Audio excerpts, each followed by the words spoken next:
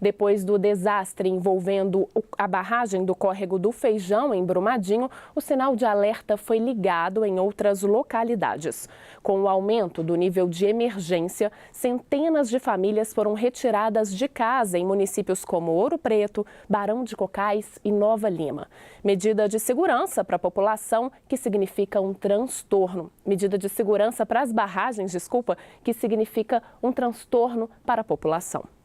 O cenário é nosso cartão postal. São muitas as cidades e povoados que ficam nas montanhas de Minas, mas cada vez mais moradores que vivem próximos dessas paisagens se atentam para o risco, o de estarem perto de barragens de rejeito. Depois do rompimento das estruturas da Samarco, em Mariana, e da Vale, em Brumadinho, muitos mineiros têm convivido com medo.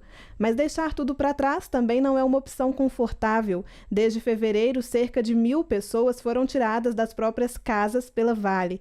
A justificativa é o risco associado a barragens, mas são muitos e graves os problemas causados por esse afastamento. O distrito, que fervilhava de turistas, está no marasmo. A tranquilidade é uma ilusão que esconde a apreensão e o prejuízo de quem vive exclusivamente da atividade turística. A gente não sabe até quando consegue ficar de porta aberta. Em Nova Lima, 100 pessoas de 33 casas tiveram que sair. São moradores do condomínio Solar da Lagoa e da Vila Codorna. Fui comunicada pelo meu patrão, que foi lá e me avisou. Aí logo depois o marido veio aqui, só pede para sair. Está na lei. Pessoas em áreas vulneráveis precisam ser retiradas se este risco atingir determinados níveis. Mas diante de tantos erros de relatório, como o que aconteceu em Brumadinho, como saber se o risco existe ou não? Mudar não é o meu lema, não. Mas se for necessário, a gente vai.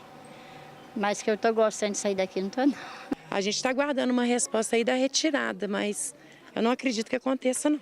Na análise desse geógrafo, que é do Grupo de Estudos em Temáticas Ambientais da UFMG, o processo de avaliação das barragens hoje não é confiável. Esse procedimento é totalmente errado.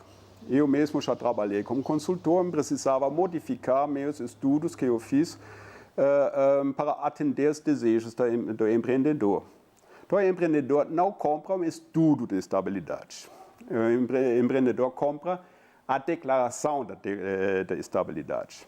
Para esta socióloga, os moradores das comunidades têm ficado reféns do processo. Faltam informações que deem autonomia para os atingidos. Em que momento a Vale publiciza de que essa barragem ela modificou o seu status? Porque as condições mudaram, porque a consultoria não assinou, e se a consultoria não assinou, por que ela não assinou? A pessoa tem implantado a montante da sua residência, da sua moradia, um empreendimento sobre o qual ele não tem controle, ele não tem domínio, às vezes sequer ele tem a informação necessária para avaliar o risco a que ele está sendo exposto.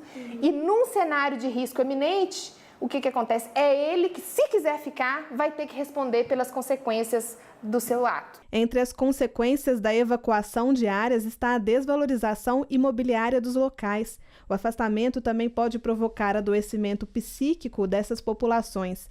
Muitas das pessoas que permanecem nas áreas próximas de barragens ficam estressadas e em estado permanente de alerta. A incerteza também compromete o horizonte de planejamento das famílias, que ficam com medo de investir na região.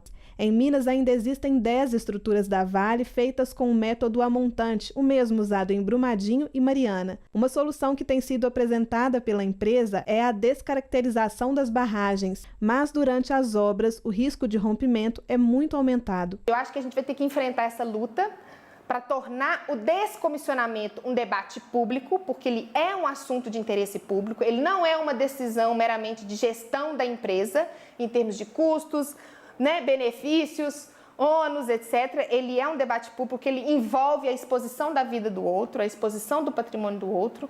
Então, nosso esforço agora é para tornar isso passível de discussão e de debate público.